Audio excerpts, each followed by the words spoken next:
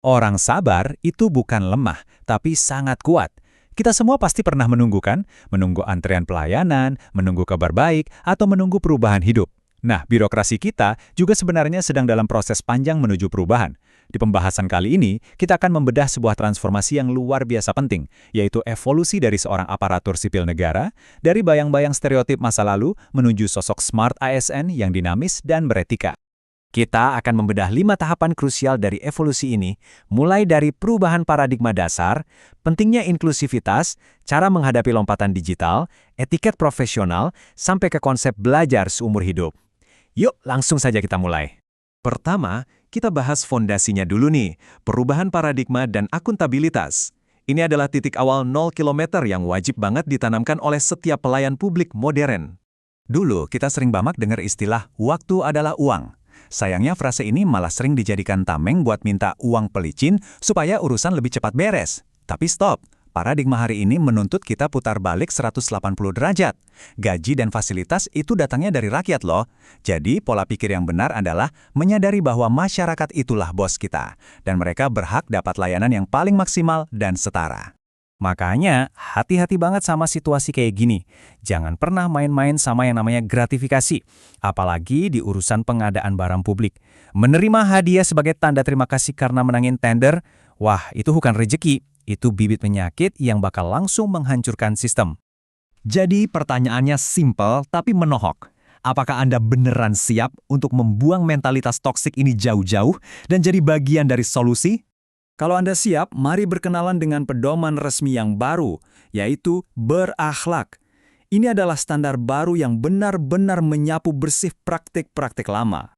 Mungkin kedengarannya kayak jargon perusahaan yang biasa dipajang di dinding ya, tapi jangan salah, ini adalah nilai dasar yang nggak bisa ditawar sama sekali. Dari urusan orientasi pelayanan sampai kolaborasi tim, semuanya berakar kuat dari 7 prinsip ini dalam kerjaan administratif Anda sehari-hari. Lanjut ke bagian 2, inklusivitas dan empati. Akuntabilitas tadi nggak akan ada artinya kalau kita masih tebang pilih dalam melayani. Pelayanan publik itu harus jadi tempat yang aman dan nyaman buat semua orang.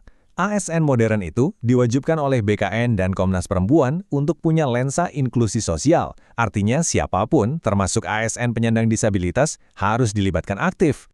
Di lapangan, ini berarti kita harus benar-benar peka sama hak asasi manusia dan keadilan gender. Pastikan layanan kita ramah untuk kelompok rentan, buang jauh-jauh praktek diskriminasi, dan jadilah benteng yang kuat untuk menolak radikalisme.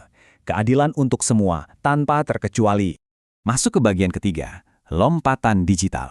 Setelah punya empati yang kuat, sekarang waktunya kita persenjatai diri dengan teknologi terkini, khususnya Artificial Intelligence atau AI.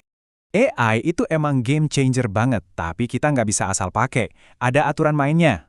Jangan pernah bikin konten yang merendahkan pihak lain. Terus karena AI kadang suka ngaco, verifikasi fakta itu wajib hukumnya. Dan pastinya jangan gunakan alat ini untuk hal-hal ilegal. Kepercayaan publik itu taruhannya loh. Nah, coba lihat perbandingan cara nyuruh AI ini. Kalau Anda cuma ngasih instruksi pendek yang ala kadarnya, hasilnya bakal standar dan membosankan. Tapi kalau instruksinya detil, ada bahan daur ulangnya, warnanya apa, fungsinya apa, hasilnya bakal jauh lebih akurat dan langsung bisa dipakai kerja.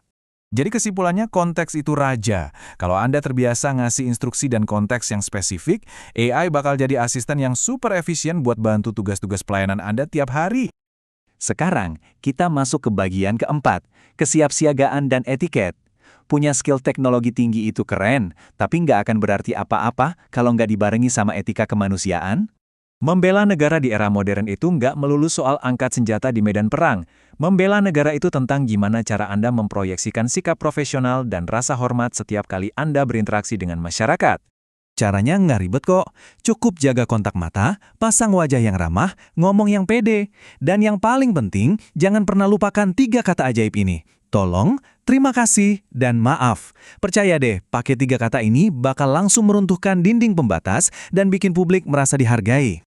Dan ini batasannya, tolong diingat baik-baik. Hindari drama, jangan ngegosip, jangan suka motong omongan orang. Hindari nanya hal-hal sensitif kayak umur atau status pernikahan ke rekan kerja perempuan, itu bener-bener nggak pantas.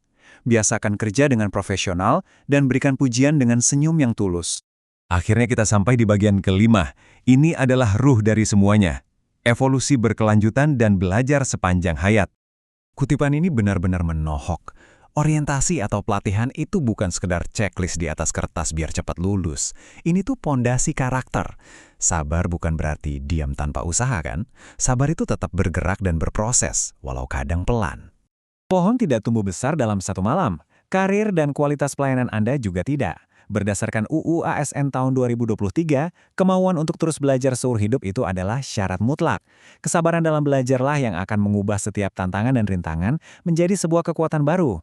Di akhir pembahasan ini, coba renungkan. Kalau hari ini tugas melayani terasa berat, mungkin Anda sedang dilatih menjadi sosok yang lebih kuat. Pertanyaannya, apakah Anda siap untuk terus belajar, meninggalkan kebiasaan lama, dan berevolusi demi bangsa? Tetap sabar, tetap bergerak, waktumu untuk memberikan dampak besar bagi negeri pasti akan datang. Terima kasih sudah menyimak, dan sampai jumpa.